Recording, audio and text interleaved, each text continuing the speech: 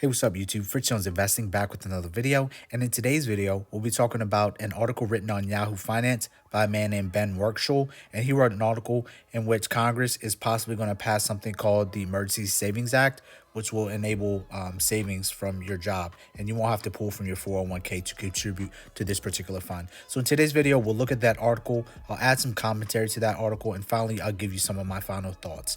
If you haven't done so yet, please don't forget to like, comment, and subscribe to the channel. And with no further ado, let's get right into the video. All right, so let's jump right into this article, and it reads, the Federal Reserve's rate hike this week is stoking concerns of a U.S. recession, which in the worst-case scenario could lead to mass layoffs and cash-strapped consumers. However, a plan from Congress moved forward this week that could better prepare U.S. workers for such downturns.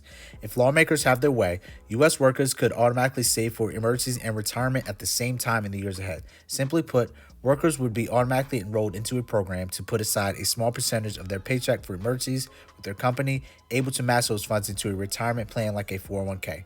This is really exciting because workers have really challenges about emergency savings. Jamie Calamarides, a senior fellow at Prosperity Now, told Yahoo Finance Live this week. Advocates have encouraged plans to help more Americans save for emergencies. An off-cited 2018 study from the Federal Reserve found that 40% of adults, if faced with an unexpected expense of $400, would either not be able to cover it or would cover it by selling something or borrowing money. More recent research has underscored Americans' financial fragility. Many have to scramble and potentially dip into retirement or take out a payday loan when hit with as simple a curveball as unexpected car repairs. We're not forcing employers to offer this, but employers have a business case to offer these sorts of solutions, adds Calamarides. It's crazy to me to think that 40% of adults back in 2018 would be unable to pay for an unexpected expense of $400. It underscores the need for more financial education. Hopefully they can incorporate this as more of a school level, and that way you don't have to wait till you're an adult to kind of learn these kind of things, because oftentimes it's too late by then.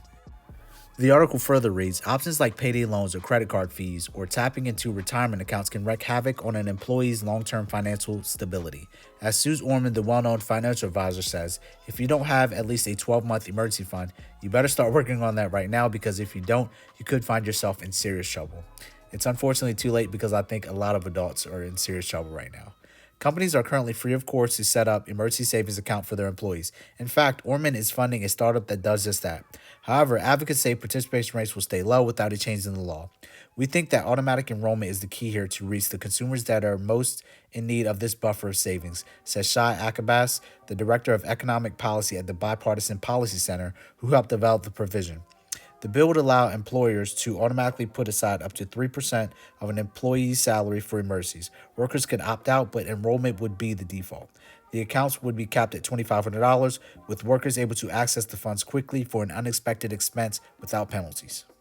I personally feel like $2,500 is a little bit low. I wish you could contribute more if you signed up for it, maybe like $5,000. But $2,500 is a great starting point. It would allow people that are maybe backed up on their rent, or their car breaks down, or they have some kind of child emergency, to be able to pay for that relatively quickly without any kind of penalty. So I think that's okay thus far. So the article continues, and it reads, the provisions, sponsored by Senator Cory Booker, a Democratic from New Jersey, and Todd Young, a Republican from Indiana, were folded into a larger retirement reform bill called the Rise and Shine Act during a Senate hearing this week. That bill also encourages more retirement plans and has been endorsed by the U.S. Chamber of Commerce and others. Lawmakers now aim to fold that bill into yet another bill, informally called Secure 2.0, which passed the House in March, and make it all a single bill that can become law by the end of the year. Another provision would allow businesses to contribute to employees' retirement accounts when workers make their student loan payments. The provisions could work together and be additive to some extent, says Akabas.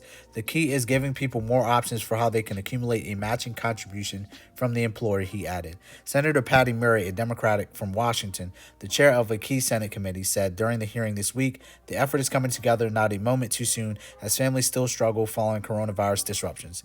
Calamarides appeared as part of a Yahoo Finance ongoing partnership with the Funding Our Future campaign, a group of organizations advocating for increased retirement security for Americans. He hopes the effort will get to the President Biden's desk by the end of the year, with the emergency savings provisions intact to help Americans get through bumps in their everyday challenges in their everyday life. Before I give my final thoughts on the article, we're going to look at the average account balances of different states in the U.S. I didn't want to do all 50 states, so I did around 6 states or so, just to kind of give you a general overview of the average retirement balance in different states. So here we go.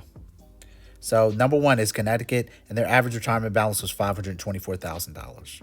North Dakota had the worst average retirement balance, which was $311,000. The state I'm from, New York, had an average retirement balance of $362,000 and was 41st.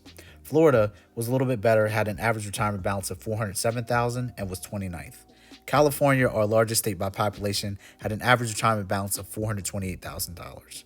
And Texas, another popular state, was right around the middle and had an average retirement balance of $415,000.